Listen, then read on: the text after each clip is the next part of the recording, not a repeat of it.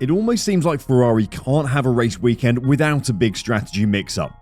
They have the car to deliver great results, but it sometimes seems like the strategy compartment can't keep up with the paced and fast nature of F1. So, can a victory be viewed as a missed chance? It is possible, as the crazy Silverstone Grand Prix demonstrated. Scuderia Ferrari is once again the main character. Although Carlos Sainz was the winner, Charles Leclerc was essentially denied the chance to fully exploit the chance to close the deficit with Max Verstappen in the standings at the end of the 2022 British Grand Prix. Ferrari's decision to pit just Carlos Sainz and not both drivers during the safety car period in the final laps of the British Grand Prix is to blame. After the British Grand Prix, in which teammates Carlos Sainz won and Ferrari's title contender Charles Leclerc finished fourth, team principal Binotto offered a furious defense of his team's tactics. Despite the fact that Max Verstappen finished 7th due to a damaged Red Bull, Leclerc gained 6 points on his title competitor, leaving the margin at 43 points following a race in which Sainz ousted Leclerc by 13. Ferrari handled Leclerc's situation in a number of ways throughout the race, from making cautious and hesitant team order decisions to sending him out on worn-out hard tyres at the late race restart. When asked what he would say in defense of Ferrari to anyone who claimed it had missed an opportunity to move Leclerc considerably closer to Verstappen in the championship, Binotto responded straight away and bluntly. "What would they have done then?" he replied. "I think the decision we took was the right one and the proper one at each single stage. Should we have stopped Charles at the safety car is maybe the only one we could be questioning, I think." The first dubious incident involved a lengthy debate on team orders during which Leclerc, who was extremely diplomatic in all post-race interviews, appeared irritated by Ferrari's strategy. Despite sustaining front-wing damage from an early collision with Sergio Perez, Leclerc caught his teammate and kept requesting a position switch after Sainz had lost the lead to Verstappen in the first stint. "Do something, please. I'm not trying to influence my result. I can go faster, guys," was among Leclerc's messages while behind Sainz. Sainz was instead instructed by Ferrari to hit certain lap times, and Leclerc didn't overtake until Sainz made a relatively early pit stop after starting to experience tyre issues. Due to the pit stop, Leclerc actually rejoined the race after Sainz when he entered 5 laps later. However, he soon caught up to the Ferrari and was this time very easily permitted past. They were competing for the lead at the moment with Lewis Hamilton's Mercedes, which had been out considerably longer. When Hamilton did finally pit, he fell behind both Ferraris, though not by a large enough amount to have an impact on track position. Charles had a bit more pace. Carlos started degrading some tyres, that's why we pitted him earlier compared to Charles, and we left Charles out, was Binotto's summary of the first stint when Leclerc was stuck behind Sainz. "We were always monitoring the gap to Hamilton to make sure that when Hamilton was stopping and coming in, he would be behind us, and that's exactly what happened. We had the right pace on the hard tyres with our drivers, and we kept monitoring it. And I think we were right at that time as Charles had so much pace. I think we did very well as a team. They did very well as drivers. I think we did it properly, and it's well done to the entire team and the drivers. Do you think it was the right decision to swap the drivers around, or should they have let them race each other instead of intervening with team orders? Let us know in the comments."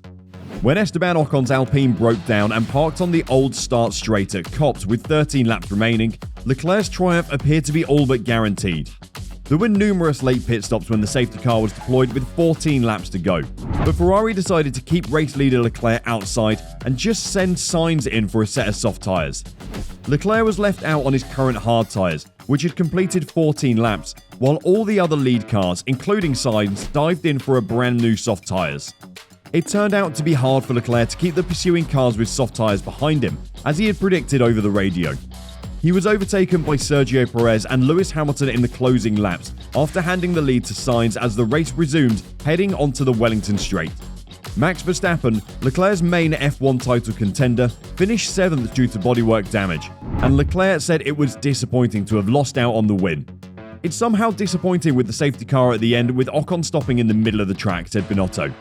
"I think he could have stopped somewhere else. There was time to stop somewhere else. But we had the safety car, and then what happened is our 2 cars, in our view certainly, were too close to stop both of them. So we had to take some decisions. We were the only ones having 2 cars fighting for good positions. The other teams had only 1 car, so certainly the decisions were much easier. We thought there was not a sufficient gap to stop both of them, because the second would have lost time at the pit stop and would have fallen back on track. Why then, deciding to stop only one, did we decide to stop Carlos? because Charles had track position, was leading and would remain leader of the race, and his tyres were fresher compared to the ones of Carlos. And Carlos stopping and still being second, he would have protected him in the first couple of corners when we know that restarting on the hard would have been a bit more difficult. That was the reason why we decided. We were hoping for more tyre degradation on the softs to give Carlos maybe a difficult 3 or 4 laps initially, but then recovering later on. But the soft didn't degrade that much. He added, if we had stopped him, maybe the other cars would have stayed out and maybe he would have been 4th on soft tyres with other cars ahead of him. Would he have been able to recover the positions? I'm not sure. Was only stopping Sainz the right call to make in this race? Let us know in the comments down below. We would love to hear your thoughts on this. Obviously, with hindsight, it's always easy to say that we could have done differently. Yes, we had once again a safety car at the wrong moment when we were comfortably leading the race at that point. Ferrari restarted first and second, but with Sainz on considerably better rubber than Leclerc. The team instructed Sainz to move back and widen the gap, but Sainz resisted, pleading with Ferrari to just stop inventing and admit that Hamilton and others were putting pressure on him from behind. Binotto stated that he was grateful for his driver's actions rather than irritated by Sainz ignoring a team order. It's not only okay, I'm very happy with the way Carlos behaved today, he said. For example, when we asked him to swap positions a few laps before, he did it immediately with no discussion. When we told him to give up space at the safety car restart, what he said was not that he didn't want to do it, he said the guys behind me will be very aggressive, so leave it to me. I think he understood properly what the intention was. He not only understood it, he was very good in the way that he's acting, and I'm very happy with this. Leclerc made heroic attempts to hold on to his position, but he was eventually passed by the soft-shod cars behind, dropping to 4th while Sainz raced away to win easily. After the race, Binotto said he spoke with Leclerc and comforted him, telling him it was just unfortunate timing with the safety car that had cost him. I told him simply to stay calm, because the way he drove was fantastic. He has once again been unlucky today because a safety car when you're leading is somehow bad luck. And I think that overall, that's the reason he simply tried to not be too disappointed and stayed calm, said Binotto. Do you think Charles had been given a bad strategy after the safety car was deployed? As Ferrari did have about 11 seconds to respond before Leclerc passed the pit lane entry, could Ferrari have done a double-stack pit stop and held the 1-2 lead until the finish? Leclerc did not criticise the team at all in public after the race. As much as I'm disappointed today on my side, I think this should be a headline on what is an amazing victory by Carlos, he said. Binotto also argued that there was no reason to see the British GP outcome as negative for Ferrari. Is it a difficult weekend for us? I don't think so, he said. We got a victory, we got a pole, and victory here at Silverstone. I think we should be very pleased. It's a Ferrari on pole and a Ferrari winning today. Ferrari and Mattia Binotto seem to be pleased by the team's result. But on the other hand, they didn't fully benefit from Verstappen falling until the 7th place, with Leclerc only finishing 4th. What are your thoughts on Ferrari's strategy? Let us know in the comments down below.